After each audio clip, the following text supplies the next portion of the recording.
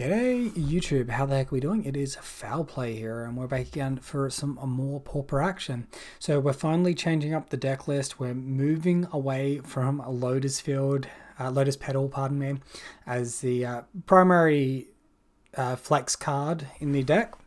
And we are moving back towards a build with Commune with Spirits. So it's going to help you fix your mana, it's going to help you find enchantments, it's going to help filter you to what you need. It is a little bit slower than Lotus Petal, so perhaps in a tempo-based metagame, it might be worth considering that instead.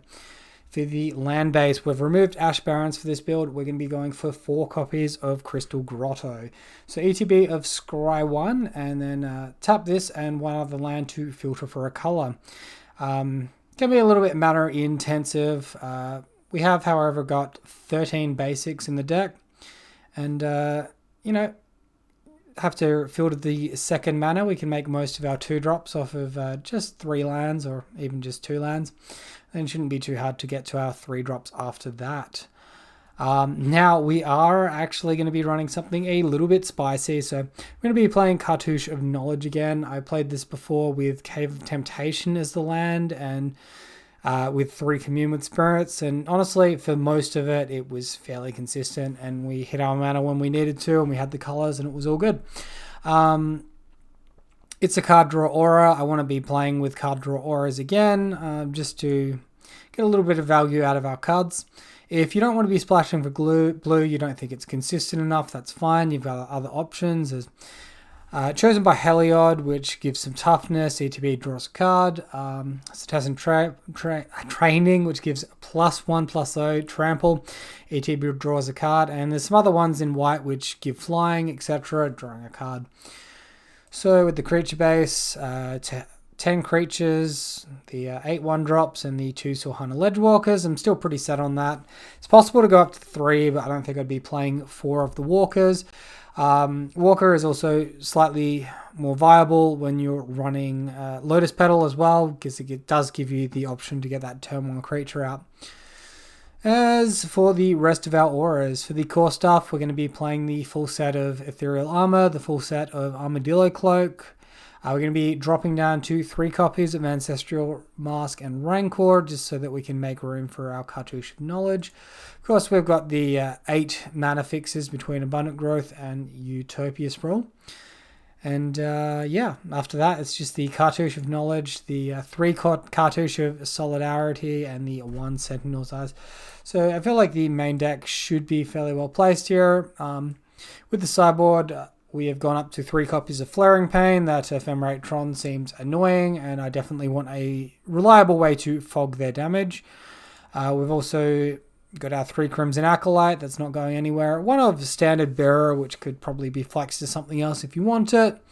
Scattershot Archer is still in there, even though I'm seeing less and less fairies by the day. Young Wolf still in there. Less relevant against Grixis Affinity, but still relevant against Dimir Control, which does Plane Chainer's Edict. Additionally, Ram Through for when we want to kill our opponent's creatures and also get past fog effects. That is the deck, ladies and gentlemen. So without further ado, let's jump into this league. Alright, so match number 1, we lost the die roll. I'm going to look to keep this 7-card hand here. It's a little bit slow with the only auras being Abundant Mask. We do have a little bit of stuff to do on turn 2 though, between Commune and Abundant Growth. Just 1 land away from having a very, very aggressive deck. Opponent, Forest and 2 Stirrings. Finds the Golden Eggs, so I guess this is a food sacrifice deck. Cool, we find Ethereal Armor, so we probably hold off on Commune most likely, unless we draw Plains. We'll see what happens. Alright, so as is mine, so this is going to be Ephemerate Tron then, right off the bat. And find Glade Cover Scout. Alright, so gonna Abundant Growth here, guarantee that white mana. Then we can Ethereal Armor attack. Find another Ethereal Armor. Well, it's not the mana we were looking for, but it's still a very aggressive aura. Let's get in there. Thinking ahead of other turns as well, reasons to sequence Abundant Growth ahead of Commune is it is going to grow that Ethereal Armor and that Ancestral Mask, so it's slightly more valuable on the board. Alright, opponent cracks Expedition map and reveals tower. So tower comes down. 5 cards in hand still. Find our forest, and yep. So Ancestral Mask is going to add 4 power here. So plus the Ethereal Armor is going to be us attacking for 8, and we do have our opponent dead next turn if they can't start fogging us out. So it's a really good spot to be in versus our opponent's style of deck. Alright, Power Plant is played fairly naturally. Opponent tapping for 7 mana. 8 mana, pardon me. Cascade, so finds this one. When you cast this spell, draw a card. Flying. Okay, that's not too scary. So if we can find Trample, that would be ideal. This is not Trample currently. Another option is to go in on a second creature and go a little bit wide. Let's kick it off with Commune, try and find Rancor. Hey look, one of our 3 copies of Rancor. So we'll go ahead and grab that one. Throw down. Then we can just Ethereal Armor and attack for well and truly lethal. 21 damage versus 11 toughness is going to be just enough to get us there. Alright, so this is our opponent's deck, most likely Ephemerate Tron. And it's going to be a little bit difficult to play around because they do play a lot of one-ofs. So they've got things like Breath Weapon that can sweep our board. Things like Prohibit that can counter our spells. Things like Moment's Peace, which can prevent combat damage. Additionally, access to Chainer's Edict, more counter spells, life gain in the form of Weather of the Storm. This is all stuff we see, and additional copies of Board Sweepers. So the reason why they play so many one-offs is they get to 4 mana, they Mystical Teaching, search for an instant, and it's sort of a wish board kind of deck, right? A few creatures. I think our opponent's creatures differed slightly because they have that 8 mana Cascade creature into a 3/4 flyer. But you get the idea. This Rhino as well does actually fog combat damage indefinitely with Ephemerate plus Mnemonic Wall or Muldrifter, one of them. There is a lock where Stonehorn Dignitary will stop us from attacking ever again. So, with all of that in mind, I like the look of Flaring Pain and I like the look of Ram Through. If their sweeper effects are going to be white, they're not going to have targeted creature disruption. We can actually bring in Crimson Acolyte as an efficiency swap for Ledgewalker without diluting our own deck down too much. And I think Flaring Pain and Ram Through just have to be brought in as in full numbers. So Ancestral Mask was kind of good there. We probably only want to see 1 copy during the entire match. So I'm going to go ahead and minus 1 of those copies out. You can probably go down on Cartouche of Solidarity as well. And after that, it's probably Sentinel's Eyes. Although Sentinel's Eyes is nice to play into counterspells, right? So maybe Cartouche of Solidarity will just trim on. So let's admit that list, get into it.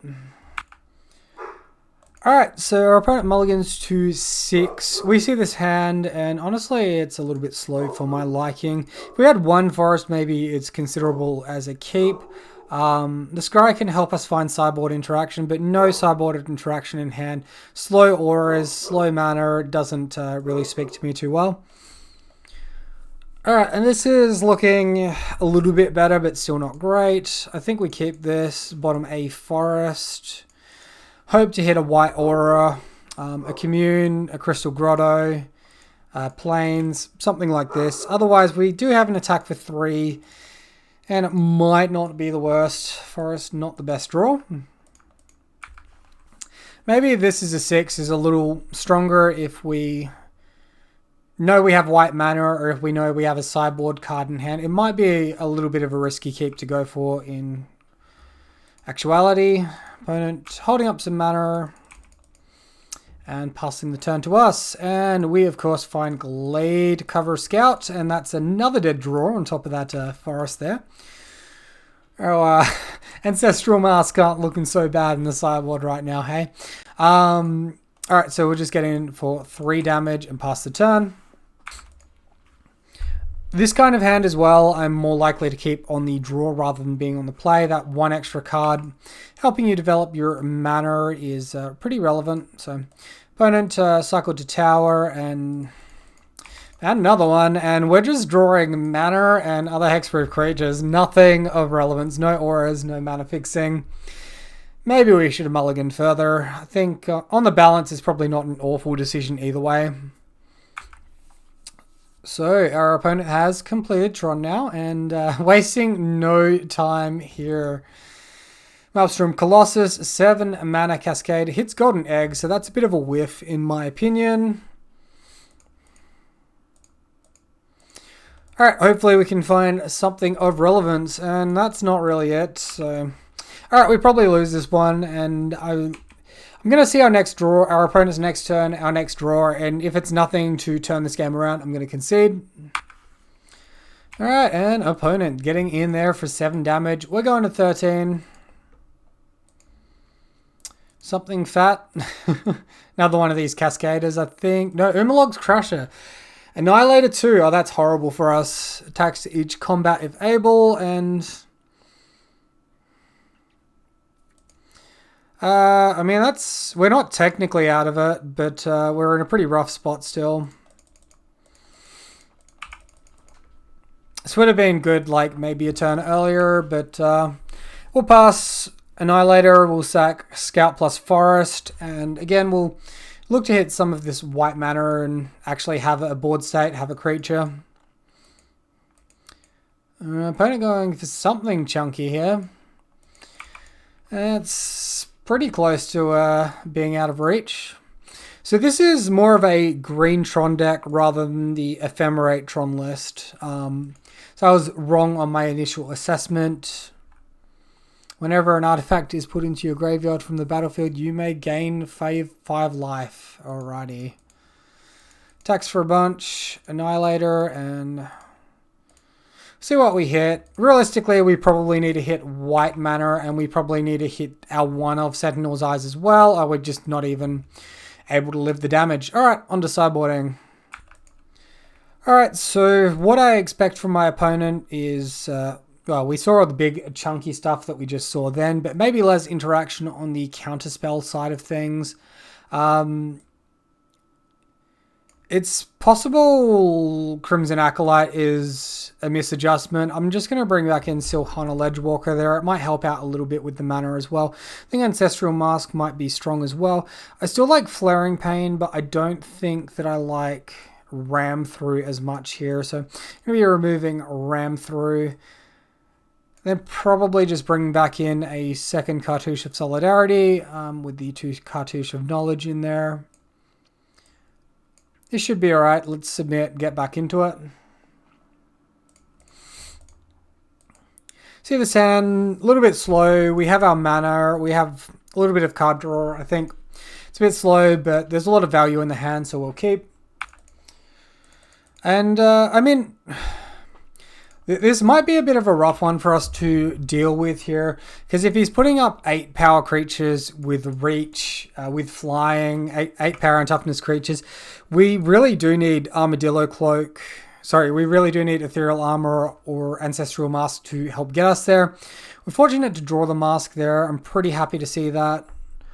So Grottle Scry 1. We already have 1 mask. We need our mana developed now. We'll filter to white. We will Cartouche of Solidarity. We'll attack for 2. Opponent's Stirrings did find a power plant. Alright, so opponent plays the power plant, plays an expedition map. Another Ancient Stirrings, yep. God, this almost feels like I'm playing Modern with Green Tron plus Ancient Stirrings and map. It's like pretty strong, right?